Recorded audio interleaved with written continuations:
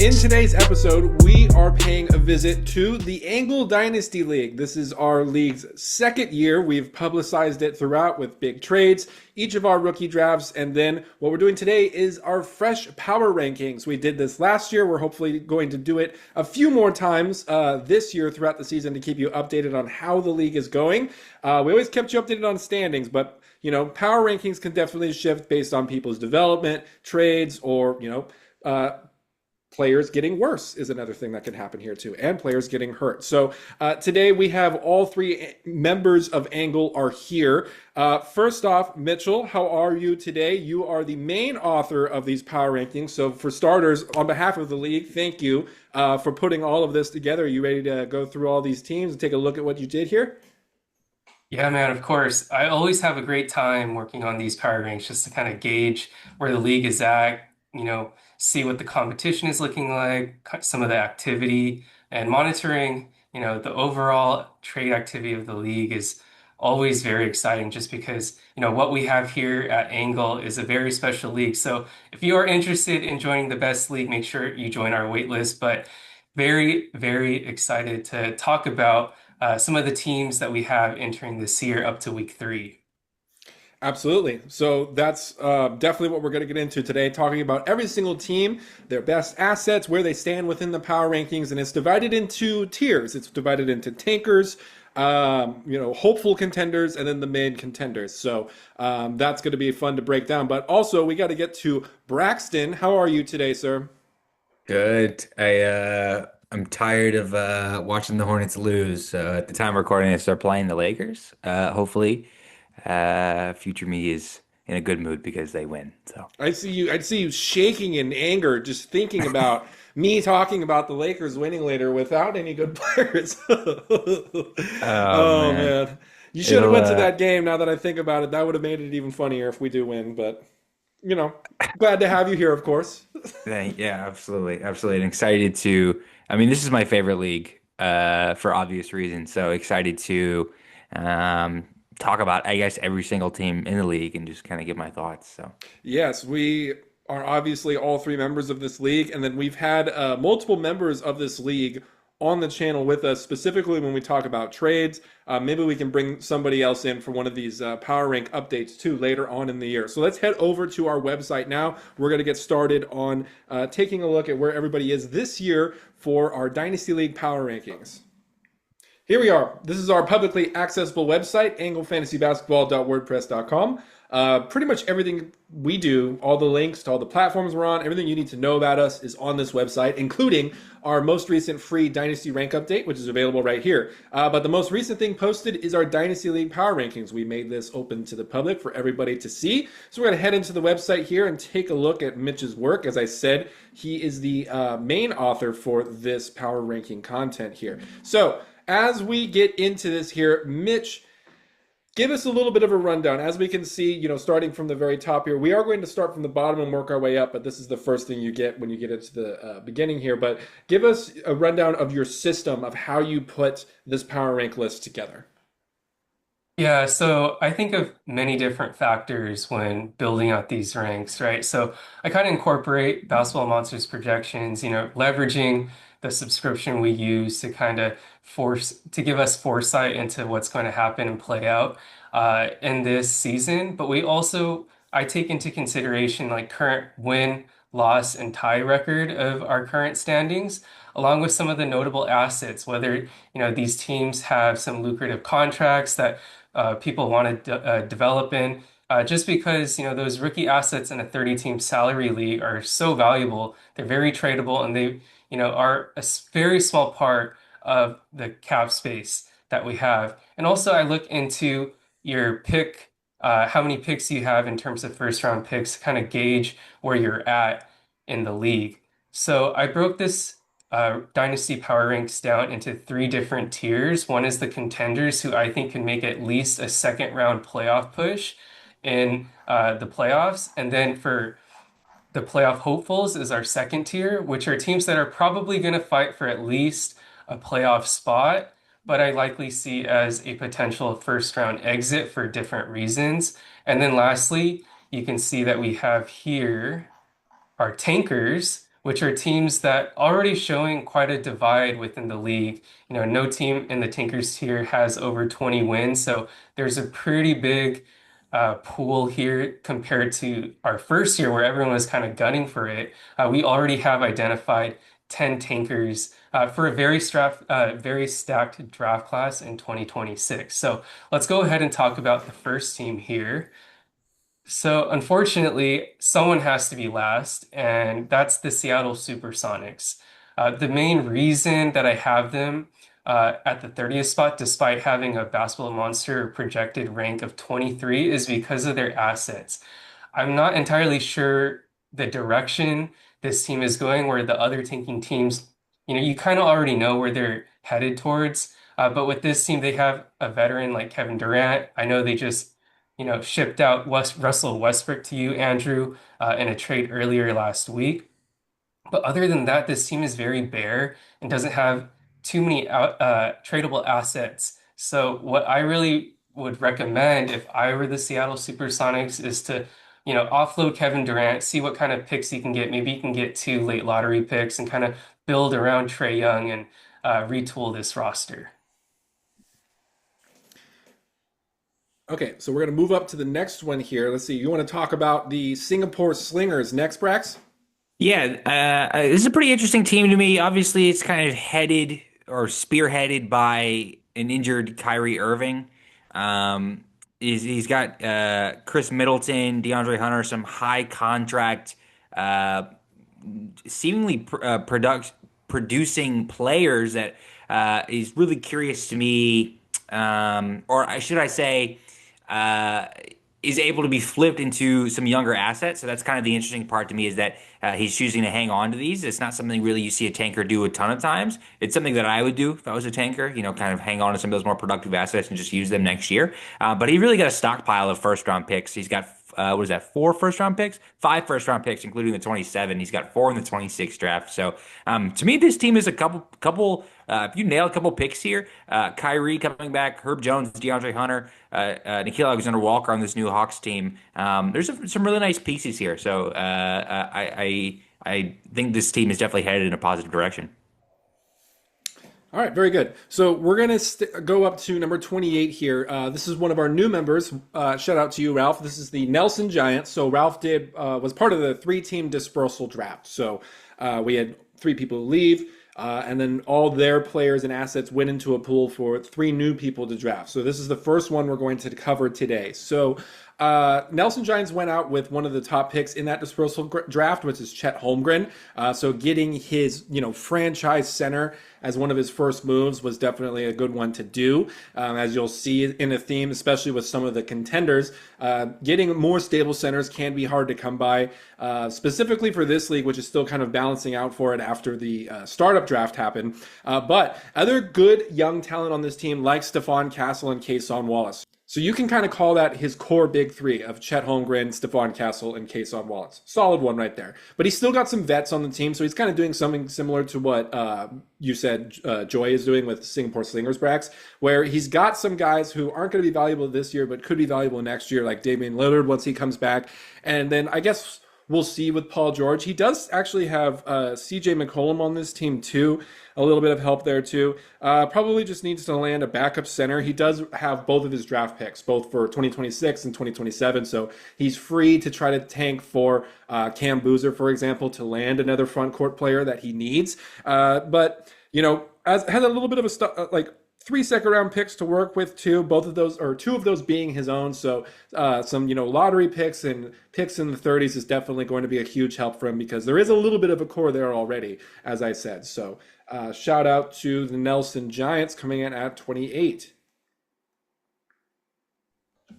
Right, Okay. at 27, here we have the team with the longest name, with the owner, Spazzy McGee. This team is the Magnolia Chicken Templados Hot Shots, one of our three PBA teams. So with this team, this is going to be a slow burn just because a lot of the assets are very young. So this team is going to have to be patient.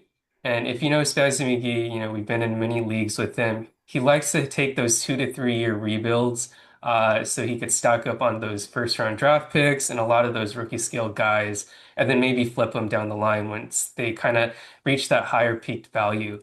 So with Reed Shepherd, he's showing a lot of development compared to that first year. I really like that Brandon Miller pick. So those two are definitely his prized assets. Ron Holland is having a great year in Detroit, showing that he can produce on a playoff contender.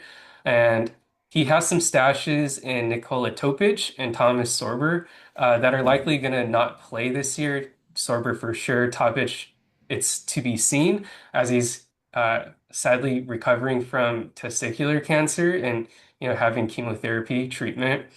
The one thing that I do love about this collection of young talent is that he also has 5 first-round draft picks, one being his own. So he's surely looking to, nab a top 3 pick of one of AJ, Cam Boozer, or Darren Peterson. 4 of those draft picks that he has are in our contenders tier. So, if he studies the draft well, he could, possibly get a late contributor, someone um, like a Cockbrenner from this year if he hits it well. But I can't imagine too many years more of tanking for this team as you do want to capitalize on Shepard's and Brandon Miller's rookie contracts. But really love what this team is doing here in terms of asset accumulation, and it's very clear of the direction that they're heading. All right, I'll take 26. It is the Toronto Raptors. Similar to the team I talked about at 29, the Singapore Slingers. This Raptors team really seems to be like 1 or 2 pieces away from being a pretty competitive team. Outside of the notable assets here, Mitch, outside of the notable assets you have listed here, Mitch, he's also got DeJounte Murray and Yves Missi on his team as well, kind of waiting in the wings. The team is really beat up right now. Obviously, Keegan Murray, Mather, and Jason Tatum with those significant injuries. DeJounte Murray as well, right? So it's actually kind of helping him in his tanking efforts. Doesn't have his first for 27. I think that's by design, obviously, kind of forcing himself to be competitive next year, and I think he will be with Jason Tatum at the helm. And if he nails the top pick that he's bound for, definitely could be in the mix as a what was that second tier, Mitch? Playoff contender hopeful? Playoff hopefuls. Yeah, definitely going to be in there next year, I think. All right, so now we're moving to some of our friends over at Point Made Basketball. So this is Josh's team. I think it's Josh and Sam's team, if I remember. Yes, Josh and Sam's team. Okay, so core dynasty assets, specifically on the younger side, Jaden Ivey, and then from last year's draft, they walked away with Jeremiah Fears and Colin Murray Boyles. They do have 4 first-round picks, including 3 for 2026, one of those being their own. So if they do have some good tanking efforts going on, they have a shot at somebody in the big 3. But I know, especially, from our recent podcast with Josh, Mitch, he's pretty high in 2026 overall. Especially for him, as a Kansas Jayhawks fan, I'd be very happy if the Knicks do land Darren Peterson for us during our rookie draft when that happens this summer. But they do have some veteran talent laden within this team as well. So they're ready to make the jump up to contender at any point when they want to, especially after they accumulate a few more picks. Joel Embiid, Pascal Siakam. Solid veterans to have, Pascal especially, and even more so next year once Halliburton's back, because I know there's a little bit of rest factor for Siakam this year. But that only benefits the Knicks when they're continuing to try to tank, and then there's going to be random days where Carlisle holds him out.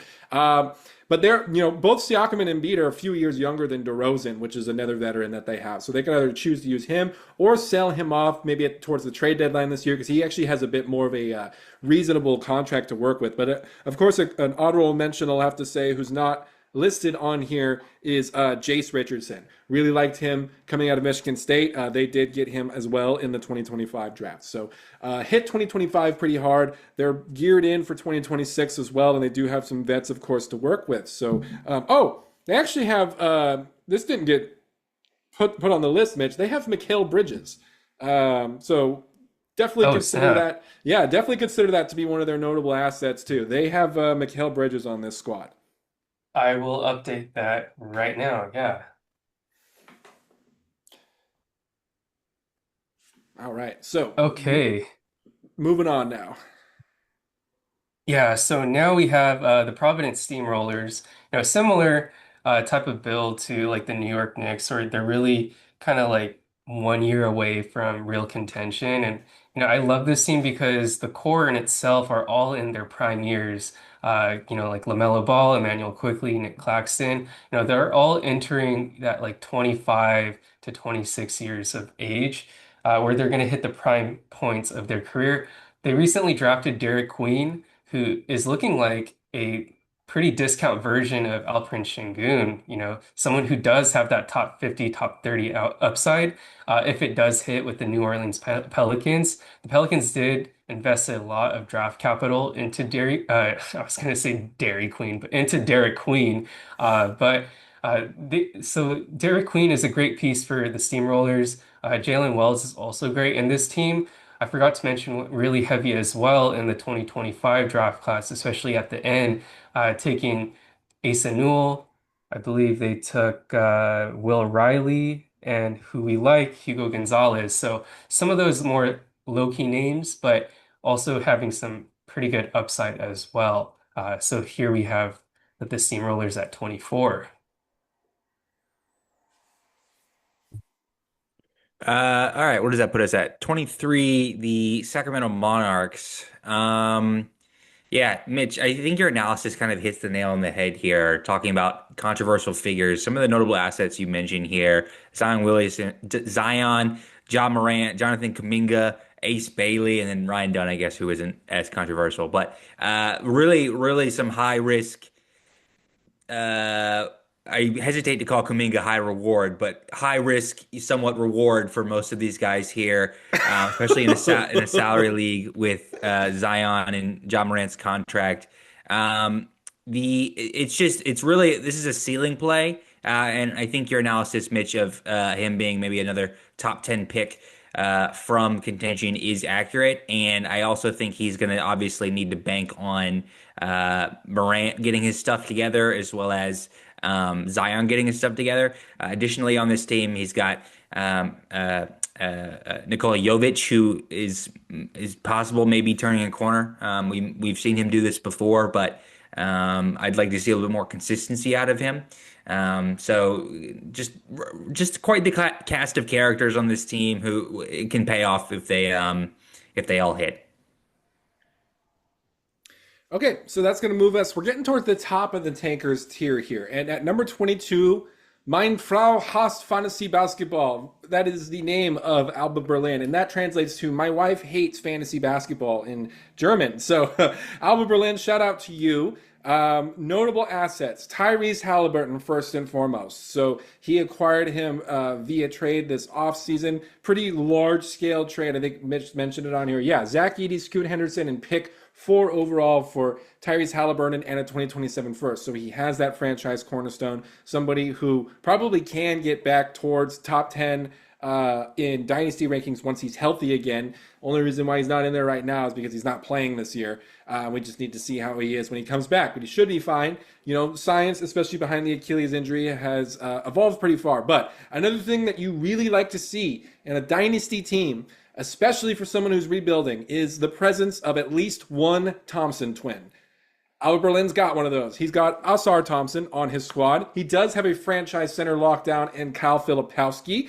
So that's looking good in that area. And he actually does have Steven Adams on this team too. So he's got some center depth. He's got some good centers to work with for now.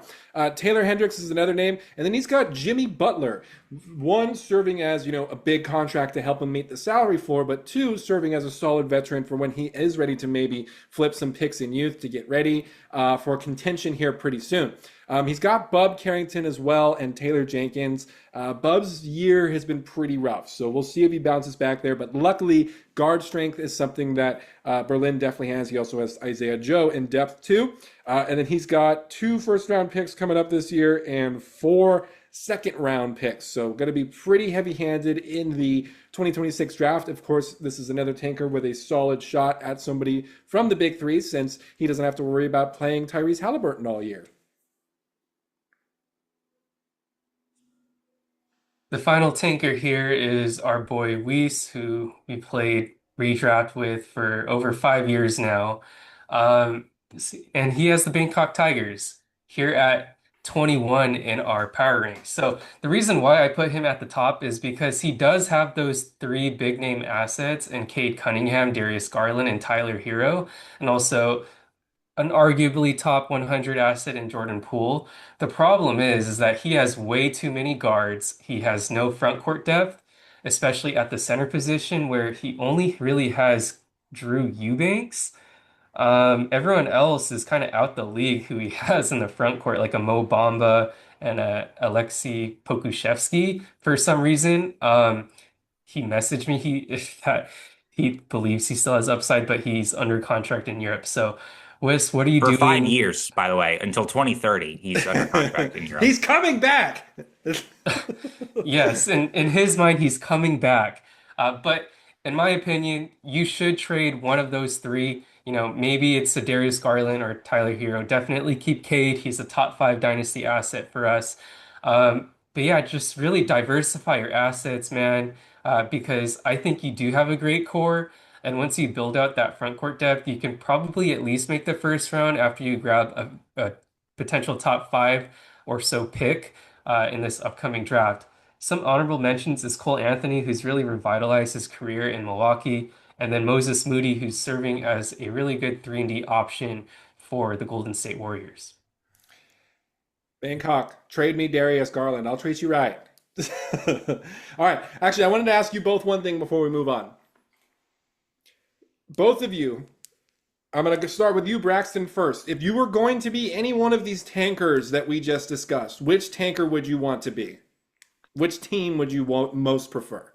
It's a bold question to ask me which tanker I'd like to be, Andrew. I know, but that's why I'm starting with you. I think Mitch might have probably come up with his answer much more quickly. I like the Toronto situation. I like Singapore situation. I'm usually a bigger fan of stockpiling players who are going to be returning as opposed to just kind of stockpiling picks. I think that's an easier way to turn the ship around is to get players who are injured. So I would go with either Toronto or Singapore. All right, Mitch. Same goes to you. If you could be any one of these tankers, who would you most prefer to be? Probably Alba Berlin because he does have that franchise cornerstone and he does have a good treasure trove first round picks and a lot of good tradable contracts that a lot of people are going to want. So I think he's going to bounce back pretty fast, similar to my situation last year. Well, you both took my first and second. My first was going to be Berlin, second was going to be Toronto. So I'm going to go down then to New York. I do like what New York is doing right now, too. All right. So now we're going to move up to the playoff hopefuls, starting with 20th overall, the Boston Celtics. I think this one is yours, Brax. Yeah, Mitch, I don't know if I even agree with having 20 here. I kind of like this team. We played with his name is escaping me. Jolly J Rod. Thank you so much. We played with Jolly J Rod in a couple of leagues this offseason, and in all of them, he went ahead and traded everything he could for Cooper Flag. He has really salvaged this team after gutting it to get Cooper Flag.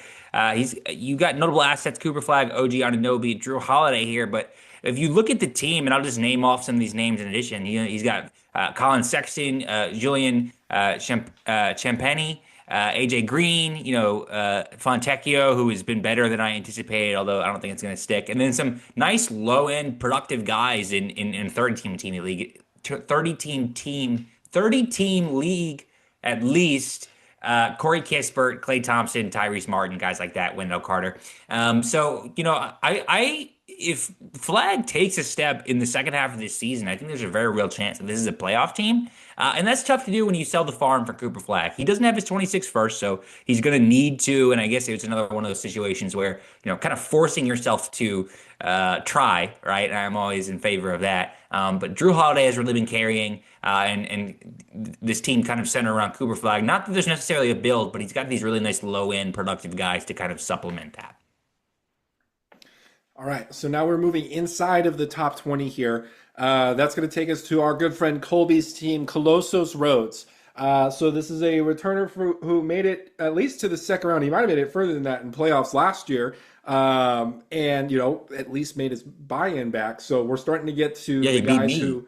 That's in the right. He first did have a round. big upset of Braxton in the first round. Braxton, you were the 2 seed, right? Yeah, I remember. You don't have to remind me. I was Yeah, there. yeah. Okay. All right. So, Colossus Roads, notable assets, Zach Levine, Donovan Mitchell. All right. So, of course, when you got one of those staples from the top 30, that's huge. So, Donovan Mitchell, love to see that. And then he's got Cam Thomas and Mark Williams. He also has Jakob Poeltl. So, his center situation's looking pretty good at the moment. I know that Poeltl's had kind of a rough start to the year, but we'll just keep a closer eye on that one. I'm not really ready to call him cooked yet or anything Yeah, like rough that. is a nice way to put it, Andrew, I think. Zach Levine's having a great start to the year, shooting ultra efficient from the floor right now. He's got some solid periphery guys. He does have Grady Dick. I believe he just got Jacoby Walter as well too.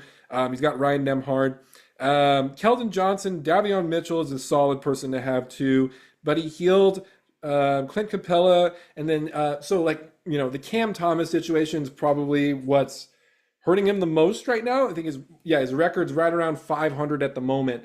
So obviously he needs Cam Thomas back, or just needs to move off of him for either some picks and try to make something else happen from that, or different just set of players overall. But again, you always have that air of contention to you, especially if you make it into playoffs.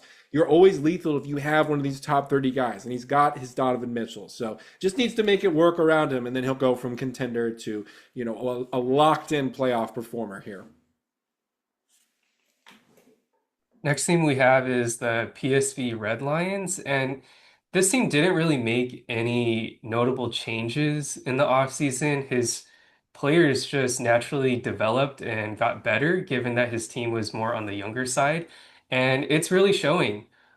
Looking at the raw stats, I'm on Fantrax right now. This is the sixth team in terms of production all around 9 categories. So that's very impressive, but I just need a little bit more of a sample size, just because a lot of the talent here is unproven in terms of like a Brandon Pajemski. Jarris Walker is getting a lot more opportunity than usual. Well, I Um, will add about you do need to wait to see him a little bit more, but the jump already. Our first power ranking, he was 30th, so 12 spots to now for a season opening power ranking a year later. Right. Shout out to the PSV Red Lions because, you are proving me wrong. Just letting your talent mature, taking the more patient approach, and, it's really paying off. And some of the other pieces that I didn't mention is Max Christie, who is starting over Klay Thompson for the Dallas Mavericks, and Goga Bitadze, which is an underrated center who is a beast in the per 36 numbers, especially when one of Paolo or Wendell Carter Jr. is out of the lineup. So, PSV Red Lions keep proving me wrong. And, in the next edition, you might make the top 15 if things keep going this way. And Mitch, you also omitted known good basketball player Trendon Watford from the notable assets here. It's a huge grab in a 30 team league. I can't say that for him. Half joking, but Watford is a really nice end of the bench guy that's helping him out as well. Um, Definitely. Yep. okay. Next is Dubai, and one of our three dispersal or replacement owners that took part in a dispersal draft. And again, Mitch, your analysis really nailed it. I mean, this guy, he did such an awesome job in the dispersal draft, nailing his picks. Kind of an unfortunate that Obi Toppin has gone down, but Anthony Edwards, Ryan Rollins, who just what an unbelievable pick. Denny Avdia, Tobias Harris, Miles Turner. I mean, this is, he's built quite the team. His bench really isn't there because and that's just kind of the nature of the dispersal draft. He went kind of top heavy with those contracts. That's why he was able to grab those good players. Kawhi Leonard is also on his bench. But he's got guys like Ray J. Dennis, Taylon Peter, Jamison Battle, and a lot of these like minimum two-way type contract guys. He's really scouring the wire for, which is what he needs to be doing to be able to stay competitive, which it seems like he's trying to and will be able to do. There might be a trade in his near future. Maybe he splits Kawhi in two or Tobias in two or something like that. That would really launch him up a few spots for me. But I think he's nailing both the Avdia and Ryan Rollins picks have been so huge for him. Avdia we knew was good, but I don't know if we knew Avdia was this good. And then, if Miles Turner decides he wants to play basketball the way he should again, that could really help him out. I really thought Miles Turner was going to play a bigger role this season, and he's just having a hard time. So maybe some positive regression to the mean for Turner could skyrocket him. Yes, get Doc Rivers out of Milwaukee is my vote, just overall. Okay, moving up to number 16, we have the Los Angeles Lakers. So for the Lakers, for Phil's team here, like Mitch mentioned in the notes, they are pretty much unchanged from last year. So Phil went in pretty young and is just letting his guys develop. So notable assets, I think it was his first pick was somebody else. But one of his top two picks, Anthony Davis, still has him. He's got RJ Barrett, Jaime Jaquez, Rob Dillingham, Aaron Gordon. He has Anthony Simons as well. He tanked last year, came out of the draft 7th pick after our lottery, which mirrors the NBA lottery, which landed him Trey Johnson. So Trey actually slipped to him, in my opinion. Solid pick there for Phil. Definitely a good payoff from tanking. Love to see the Trey Johnson ad. He took Jaquez pretty late in the startup last year, was able to get a good bounce back from him at the beginning of this season. I think, Phil's team's just a year or two away. Obviously, of course, he needs Anthony Davis to be healthy. Another notable name I didn't mention is Aaron Gordon. He's got him as a solid veteran on here. But the Timberwolves not really doing a great job developing Rob Dillingham is what has him probably either as a first-round rebound or first-round exit or potentially a first round, someone's going to barely miss playoffs for this year. If maybe Dillingham's development went better, he'd be ready. But I think maybe he needs one more pick. He does still control his first round pick for this year and next year. So if, let's say, Anthony Davis does not stay healthy this year and he's not getting good enough development from some of his other young guys, like I said, he has Dillingham, he has Yannick Koenig Niederhauser, he has Isaiah Collier as well too. If it's just not clicking enough this year, he has the option to tank and try to run it back next year. So I think this team's just a year or two away, just needs a little bit more development, potentially one more lottery pick, and he should be good to go from there. And of course, a healthy Anthony Davis.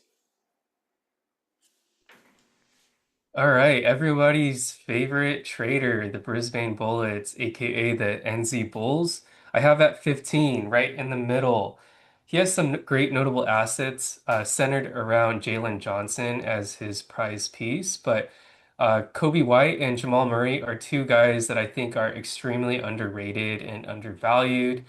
These are guys that can provide 25 and 5 in any given night. Kobe White hasn't played yet because I believe it's a calf injury over the first 3 weeks. He should be back in a week or two, which should help him boost up into the power ranks a couple spots maybe. But who knows, by the time we create a new power ranks, this team could be entirely changed because knowing the nature of the Brisbane Bullets, this guy loves to trade just for the thrill of it. He's the one who orchestrated, I believe it was a 5-team trade last year. Andrew and Brax, correct me if I'm wrong, I but think it was yeah, 5, this yeah. 5. Okay, I think he was going for 7 sometime after that, but never went into fruition. But yeah, this guy could definitely change his team around for the better in a very short span. So this guy's very active. I like Naz Reid. He has a bit of a slump to start the year, but he's bouncing back quite well. And then Shaden Sharp is also bouncing back a little bit, starting the year under 30%. It's kind of stabilized up to, I think, the high 30s. So we'll see what this team takes place because just kind of how it is. It's more like a first round exit, but I'm pretty confident it'll make the first round of the playoffs at the minimum. All right, next is going to be the Syracuse Nationals, who are managed by my guy Sonny. I actually quite like this team. He's slumping a little bit. In my slumping, he's in 10th place right now at 28 and 17 because of Desmond Bane's slow start to the year. Just Sunmu has been banged up, Scottie Pippen hasn't played yet this year, but he's got guys like Tyrese Maxey, Devin Vassell, John Collins, all kind of lifting him up. He just traded for Christian Brown in what I thought was an excellent move. He traded Kelly Oubre and Josh Okogie for Christian Brown. Obviously, Brown's gonna have that huge contract next year, but I think Brown is underperforming right now. We're seeing those assists ticked up like we talked about all off season, and we just need that efficiency to come up as well. He's shooting just under what he did last year on twos. It's really the 3-point percentage that has been really bad for him. He's only shooting 17% from three. So if we see some positive regression from Christian Brown, I really like Brown as a contributor on this team, along with some of the guys he has here. Not really, there isn't really a build on this team, but it's one of those, and Andrew, we've talked about this a ton, and Mitch as well, is, it's got a team that can do a little bit of everything, right? His weak spot obviously is at the center position. He did grab Precious Achiuwa on waivers, who just started for Sacramento, so maybe that could help aid him in that search for a center. He's got Nick Richards as well, who's played a pretty minimal role to start this year. John Collins is really the big question mark, because if he gets center eligibility, that could do wonders for him. So I think this team could be sneaky to make some noise in the playoffs for sure, especially with a healthy Kevin Porter in a bench role behind Ryan Rollins and Scottie Pippen returning health as well. All right.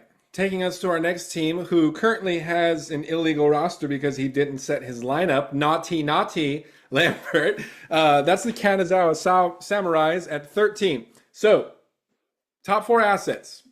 Can't argue with this. This is one of the best just core four guys or core four collections you can have. Scotty Barnes, J-Dub, Alex Sarr, Bam Adebayo. Love it, love it, love it. Really, really good value right there. Really good, just incredible dynasty assets to build around. The problem is the depth.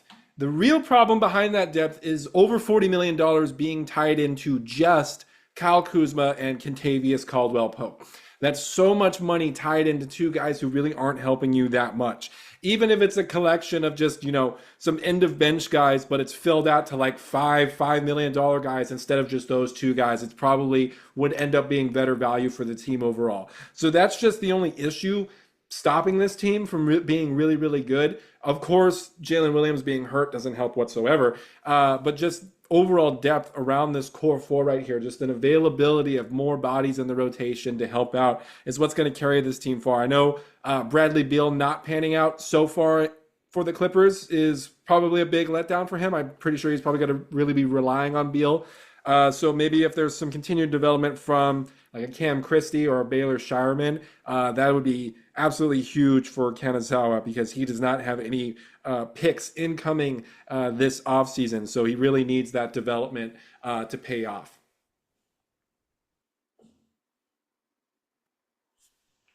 All right, this is the OG strength in numbers team, Sport Lisboa e Benfica. Some notable assets, Jalen Duren, Scoot Henderson, and Michael Porter. The reason why I haven't included some of the names that I added into the analysis is because when taking things into consideration, I look into our consensus ranks and whoever is around that top 150 area, I'll include. Some names that didn't make that cut that are still producing at a high level for this team are Jeremy Grant and Nikola Vucevic. So this team has pretty well displayed and well dispersed talent across the board. However, they don't really have that franchise cornerstone that you're going to need to rely on, especially in the playoffs. He doesn't have that top 10 guy like a SGA, like a Luka, like a Cade, right? So that's why I put him just outside of the playoff hopefuls. Scoot he's going to probably have to need Scoot to make that leap this year. Michael Porter, I'm not sure that you can rely on him in the playoffs. But small shout outs to Neemias Queta, who's playing the best basketball of his career, starting for the Boston Celtics, and he's currently tied for first. However, he didn't play any notable teams yet in those contender tiers, so he's still largely unproven. But yeah, this is where I have Sports Lisboa at 12. I think he's trending in the right direction, and with Scoot back, maybe he can make some even more noise in these power ranks in the next update. All right. I think next we have the Houston Comets. This is our boy Mark from Sports Ethos. this team is pretty unchanged, and I guess yeah, this team is pretty similar to what he had last year. And again, Mitch, I mean, your analysis is so spot on with these guys. I really like what he's doing with Sabonis and Zubats, just carrying him in rebounds and allowing him to focus on other areas to be able to stay competitive in these matchups. Right, Jalen Brunson is another guy who is going to score a ton and obviously get you some assists. So he's really focusing on just assists and threes outside of the rebounds and just kind of hoping the rest falls into place. And yeah, Sabonis is kind of slumping to start the year. I'm not too concerned. I mean, 15, 14, and 4 is pretty awesome. I mean, the assists have gone down, yes, right? But there is some trade talk right now, and it's possible a new team maybe he's distributing the ball a little bit more. It kind of remains to be seen. I am a little bit underwhelmed with the assists, but Sabonis has been pretty awesome despite it. Peyton Pritchard has been pretty good to start this year. I think we're still missing another level from him. And I think maybe as the season progresses, we see some more out of Pritchard as well. So this team is going to definitely be in the mix. Here's a hot take. I would probably stick this team in the contenders bracket here. I think this team could make some noise, a deep playoff run for sure. All right. We're going to move up to the Chicago Bulls. So the Bulls made a couple of changes this offseason. So now they are built around the core two of Karl Anthony Towns and Franz Wagner.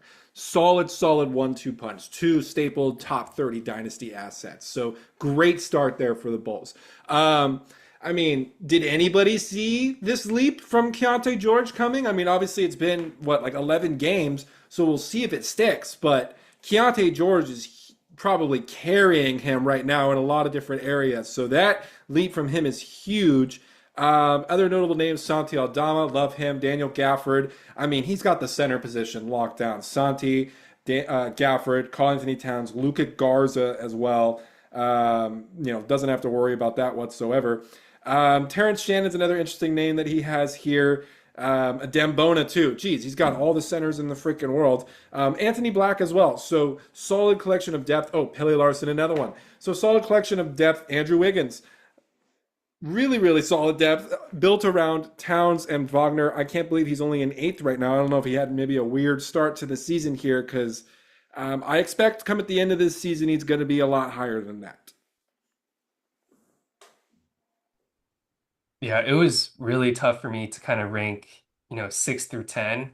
These are all very interchangeable spots for these guys. And, you know, the next guy I'm talking about, our good friend Ben here at 9. Andrew, do you want to talk about this really quick? Because, this past week he upset you as the runner-up of our inaugural season, and he also upset our first year champion, Blackwater Bossing. So any quick words before I deep dive into the Hobart Chargers? I can't be mad since he beat Blackwater. That's all I'll say. Yeah, go Ben. Yeah, before, last season he missed the playoffs. His pick turned into Cooper Flag, but he's really making a statement, in these first 3 weeks. And right now he's currently 7th in the overall standings with 31 wins and 14 losses. And he's building his team around Giannis Antetokounmpo, and he's building him around him very well with Jaren Jackson, locking down those blocks, but also Derek White, who is a guard that gets those out of position blocks. So he's really playing to Giannis's strength.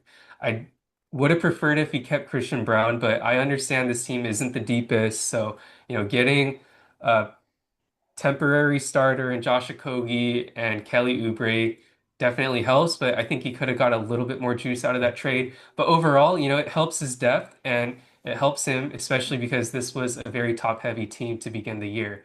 But yeah, this is a scary team, and if he's your first round matchup, I'd be concerned just because of that very punt-heavy build. Yeah, Mitch, he went from I think he had 7 rotation players to a full 12 now. So pretty solid. Yeah, shout out Ben. Next, we've got Velez Sarsfield. This one is managed by our buddy Adrian. And just by looking at where this team is standing currently, I get the feeling that Adrian does something very similar to me, where I I don't know if this is a bad habit, but I tend to roster the same guys across several of my leagues and just playing in a bunch of leagues with Adrian. I'm seeing a lot of crossover here. Dyson Daniels has not lived up to expectations thus far. Obviously, the steals are ticking back up, but I really, really would have liked to see a little bit more scoring out of him. So I'm expecting some improvement there from him as well. Norm Powell has been awesome. Jade McDaniels, PJ Washington, these guys have also been awesome. Andrew Nemhard is just coming back from injury. He's really making a lot of noise. He's in fifth, and that's with the injury to Fred VanVleet, who's not going to be playing this season. TJ McConnell also hasn't seen the floor as well. So there's a lot of room for improvement here to an already good team. If he moves VanVleet, for example, who knows what he could get in return? Obviously, probably nothing significant, but if he needs a rotation player or something, probably get one in return for him. So he's kind of got that in his back pocket as well. And then in his minor spot, he's got Hanson Yang developing down there as well. So the Blazers do look to be like a good team. I don't know how much run Yang is going to get in his first season. Maybe a little bit less than we anticipated, but if late in the year, come playoff time, if the Blazers have fallen out of the race or they get smacked by a bunch of injuries or whatever it may be, it is possible we see some really nice stat lines out of Yang. So definitely a scary team here. All right, so we're gonna go to our friend Gabe's team, Mexico City Capitanes. So Mexico City recently made a trade, and I think it put them into a spot of lacking depth a little bit now. He did get a top 10, at least for us, or maybe top 15 for you, asset in Evan Mobley. Evan Mobley's very good. That's solid. But this team is probably around 8 players deep right now, I would say. Of those 8, some very, very valuable and talented guys. Mobley, Lauri Markkanen, Julius Randle, Malik Monk. But he does have Walker Kessler, who is hurt. Oh, he does have Julius Randle, who is off to an excellent start this season, I might add. Very proud of that pickup in redraft. But yeah, I mean, just not a ton going on outside of that top 8. He's got those big name guys, and then like Najee Marshall, Aaron Wiggins, Derek Jones. And not a whole lot going on after that. Just Colin Giuseppe and Cam Spencer if he sticks around once Memphis starts to get a little bit more healthy with their backcourt. But this team is still hanging in there. I mean, obviously, output wise so far this year, 33-12. So he's still a strong team. He still hits hard for sure. He's 4th right now. It's just, wondering if there's a potential issue with depth later on, especially because Walker's already out for the year and Lauri Markkanen is always, going to be an up in the air status, especially when we're talking about the Utah Jazz. But for right now, things are still going well. He's got enough bodies for it to work over there in Mexico City.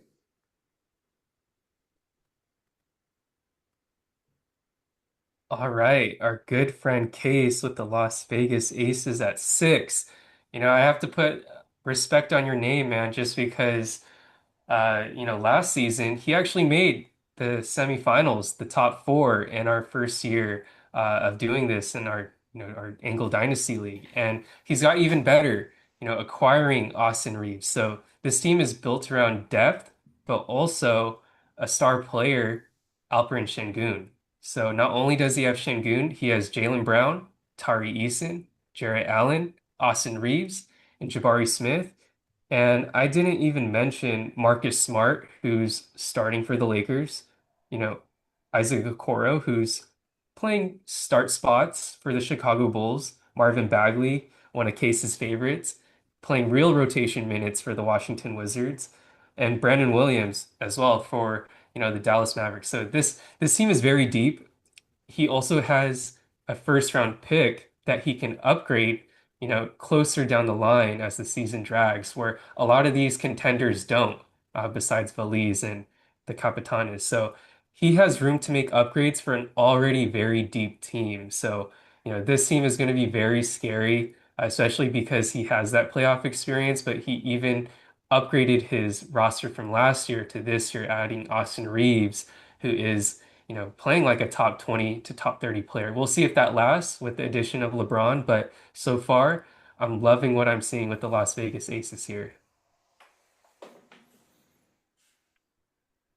Andrew, do you mean to go to the Beijing Ducks? You mean do you? Yeah, you go for me. I'll take care of Beijing.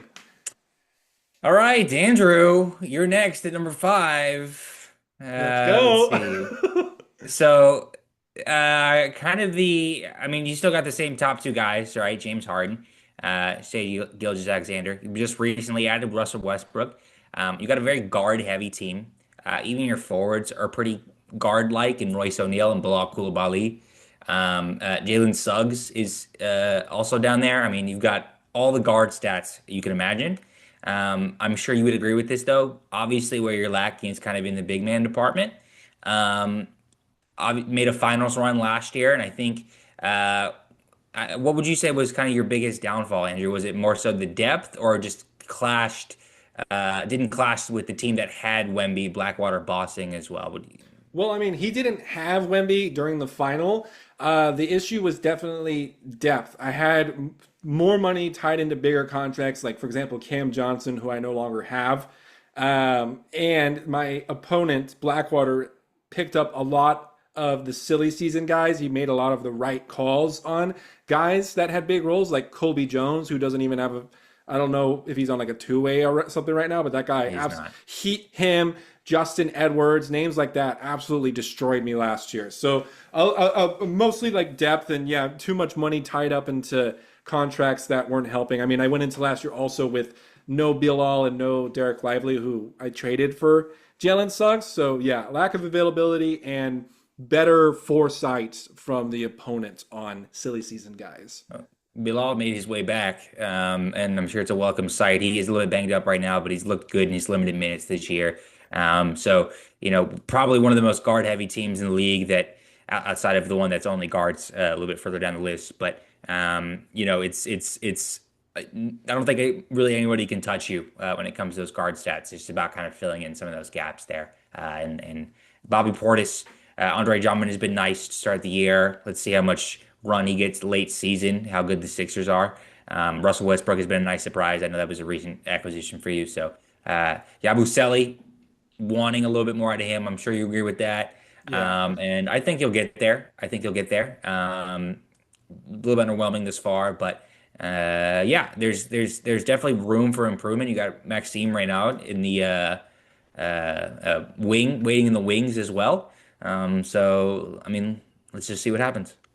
Yeah, hoping for a Kings tank, maybe a lot of playing time for him. We'll see. But yeah, for some reason in this league in particular, pretty much every other league I'm in, I'm locked in on centers. And in this one, it's just been hard for me to tie down some good ones. I was lured away from Derek Lively by Jalen Suggs, which is a trade that Mitchell and I made.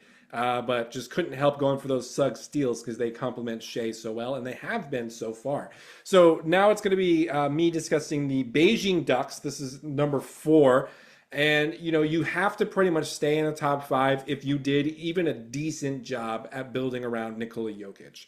Beijing's got Jokic. He's also got the likes of Paulo Banchero, De'Aaron Fox, Kello Ware.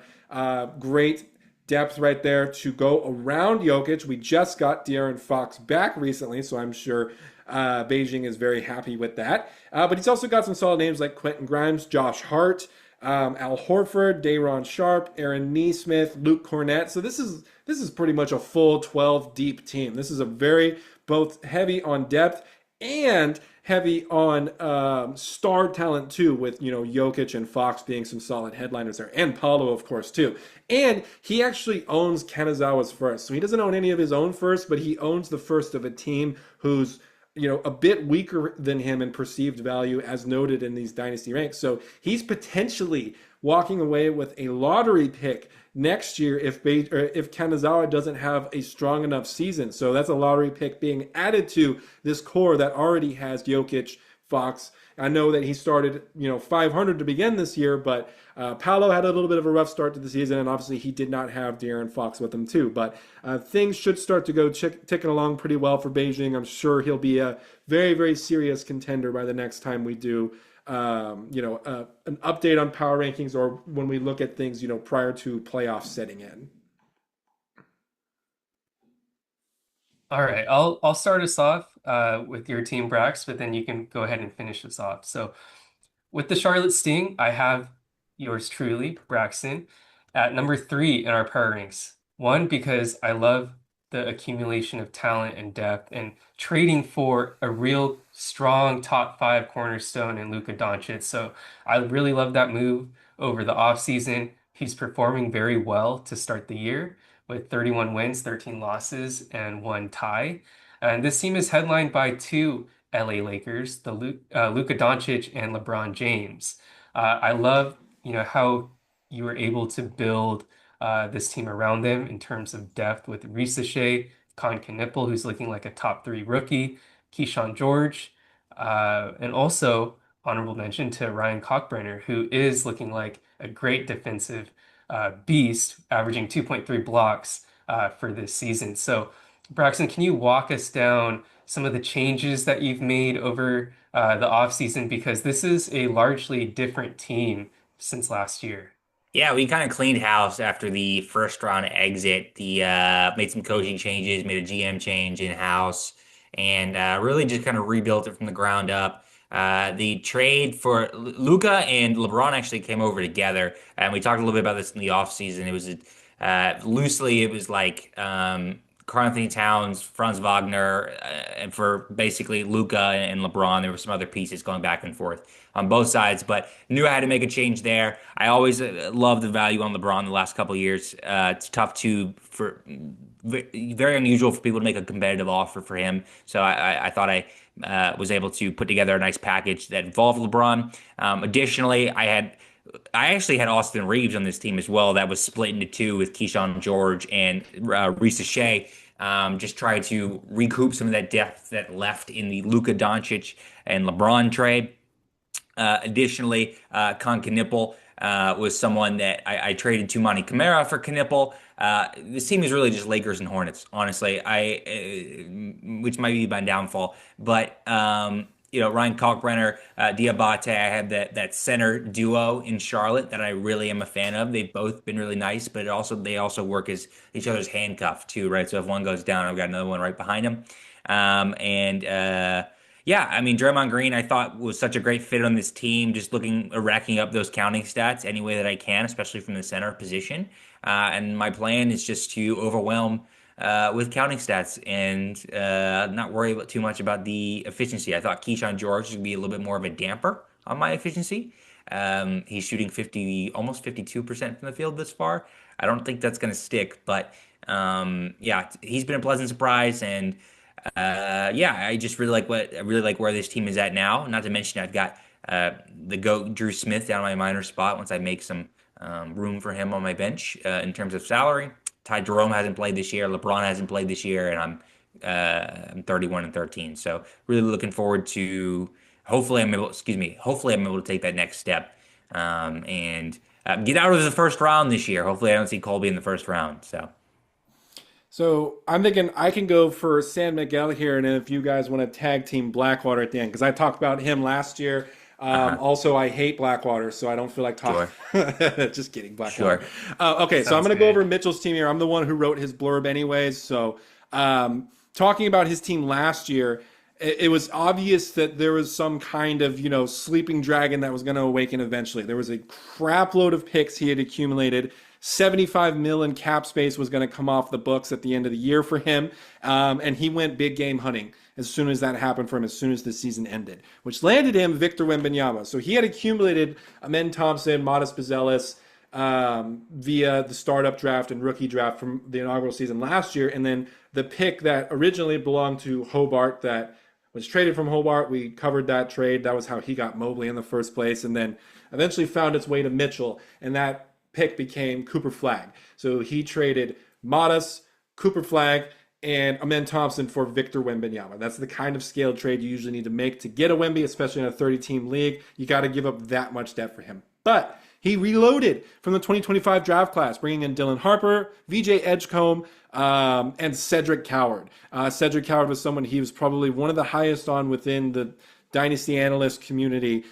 So props to him for that one. And then some sneaky valued guys like Jared McCain, AJ Mitchell, Jalen Tyson, all of whom he got through trade in the offseason. So that's some sneaky pickups. And then he's had Jalen Green from the get-go. He just got Derek Lively as well. So his center position's locked down. Miles Bridges is another name that I did not mention. Center position's locked down with Wemby and Derek Lively. and plenty of guard and wing depth to go around with that. So power ranking is, he was towards the bottom of the tankers last year, but had the best upcoming core, and has now flipped that to being a top three team, 33 and 11 as it stands at the moment. So the San Miguel Beermen are here. All three Angle Dynasty analysts are now actively competing for the championship in this league, which is a fun dynamic to have, of course. A little boring with just Braxton and I. We needed you up here with us, Mitch.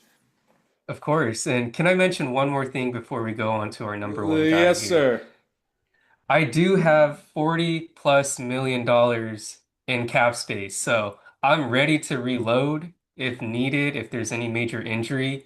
I could, make a pitch for Jimmy Butler to Alba Berlin just to get, one more star player. So I'm still waiting in the wings, and this isn't the last of the upgrades that you'll see for me. So just wanted to add that bit in there. Who do we think it is? Who's number one? Is it our It's the reigning reigning champion? champ. Yeah, it's to me it feels like one of those more of one of those like he's the best until somebody beats him scenarios. This team does look completely different from it did last year, thanks to a trade, Mitch, that you made with him in the offseason for Victor Wembanyama. I will say this, and this could I don't know if I want to say it because it might age poorly, but the team looks very different than the team that won the championship last year, although he did win the championship without Wemby. Um, a little bit of a concern in terms of the depth for me. Salary was a big concern for him after a few moves that he made, so he ended up taking a slight discount on some of those trades he made. One of those notably being Tumani Kamara for Con Knipple with me that I mentioned previously. It's looking like Knipple is going to be really good. And Kamara's off to a little bit of a slow start. I do think he bounces back. We're very high on Kamara here. But a couple small trades like that have really kind of started chipping away at maybe some of this juggernaut that's been built. And then obviously salary is an issue for him as well. He's got Zach Edey in his minor slot who he'll have to do something to bring up. And I guess suppose he could just cut Chris Murray, but Chris Murray is playing. So he's losing a productive maybe it's a bit dramatic, but somewhat productive bench player in Chris Murray. And then just some injury concerns with Steph Curry and Kristaps Porzingis as well. So there are some weaknesses here. I don't think he by any means has some unstoppable team, but it is definitely at the top until proven otherwise. Josh Giddey has just been. I mean, I was high on Josh Giddey. I don't know if I would. You guys, I've talked about Josh Giddey for like 3 years now. I don't even know if I foresaw this for Josh Giddey. So he's really carrying. Yeah, you did beat Blackwater, I and so did. did Ben with the Hobart Chargers. So this team is beatable. It Currently just 14th. you just have yeah, you just have to beat them at the right time. 14th, which is below Real Madrid, I must add. It's a good point. It's a good point. But he won't shy away from He's saying he cursed beat from week you one. He's gonna be a first 8-1. round exit. He's cursed. He did it to himself. It's not my fault. He did it to himself. Week one, round one exit now. We would all love that. Uh, I want to go on the record and say I'm not rooting for a first round exit. I'm not going to go for any kind of jinx or reverse jinx, or I'm indifferent one way or the other. I just want that He on the did it to himself. He was Tom I think Petty. last year, like three of the top eight teams made it past the first round. I think Yeah, five got just upset, something upset like City that. last year, and that just speaks to I think the parity in this league and the level of competition in this league as well. It's very fierce, even fully 1 through 20. I mean, any of these guys could make some noise in the playoffs. Obviously, there's some guys that we've identified as contenders who are a little bit stronger, but we saw it just last year. You just got to get in, and you got a chance. The parity in this league is so strong right now. So. Very, very true. All right. Any last notes on the power ranks here before we close out today, boys? I will say one thing about like future updates. I plan on making at least three more updates throughout the season. Last year we only had two updates, so I'm aiming for four. Another update before the trade deadline, and then post trade deadline, since I know we always have a lot of activity there, and then maybe a quick one without notes before the playoffs hit. So just to kind of show the league some love. I love doing this and making sure that everyone gets, a little piece of the pie in terms of highlighting their teams and what they're doing for this season. And Andrew, I don't know if you mentioned this at the top, but these ranks are available in the description, free on our website for anybody to view. They aren't necessarily just for the people in our league. Anybody can view them, see how the league is going. If you want to join the league, get on the wait list. Mitch said it earlier. We have a wait list going. We don't anticipate a ton of turnover, but maybe there's one or two spots that open up. Maybe you're the one that is able to hop in and join us, because this league is really just such an awesome league, and we love having really active owners. So. Yes, Yeah. lots of activity, lots of action, and we cover all of it. We keep you updated on trades, how the league's playing out, our power rankings. So maybe next time we visit, we'll take a look at where, well, I know the standings are mentioned in these power rankings, but we'll take a look at what the standings actually look like within Fantrax after a few more weeks, since we're only past week 3 right now. So that will do it today. We covered all 30 teams, going from the tankers to the playoff hopefuls to the contenders. Again, we put all of the content regarding the Angle Dynasty League together into a playlist. So if you want to kind of go through our history and see from the startup draft to where we're at right now, you are more than welcome to do so. It's all free to watch on our YouTube, and we will continue to document how everything goes in this league, because it is a healthy, active Dynasty League. It is a good standard to hold your Dynasty League to if you're trying to make improvements to it, especially if you're trying to put together a league with a bunch of Dynasty sickos such as ourselves. So thank you for watching. We're on the approach to 500 subscribers. So if you have not already, especially if you're a member of this league, please help us out. It is greatly appreciated, and we will see you all next time.